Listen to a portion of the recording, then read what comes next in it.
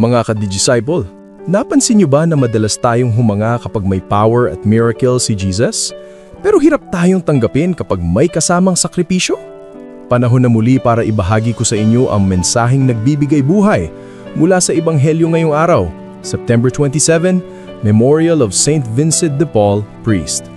Sa Ebanghelyo natin ngayon mula sa Lucas 9:43b to 45, habang namamangha ang lahat sa mga ginawa ni Jesus, sinabi niya sa kanyang mga alagad, "Pakinggan niyo ito, ang anak ng tao ay ipagkakanulo sa kamay ng mga tao."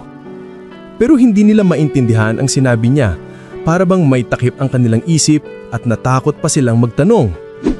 Mga ka-disciple, minsan ganito rin tayo.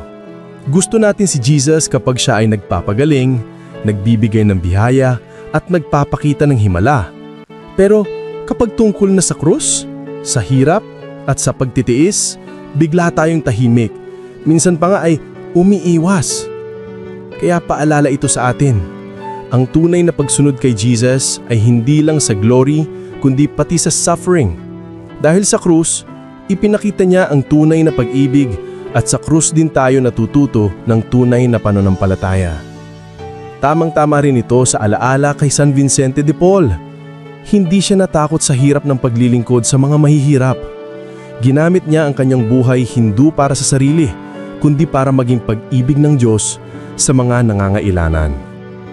Handa ba akong sundan si Kristo, hindi lang sa tagumpay, kundi pati sa sakripisyo? O natatakot akong itanong sa Kanya kung ano ang kahulugan ng krus sa buhay ko?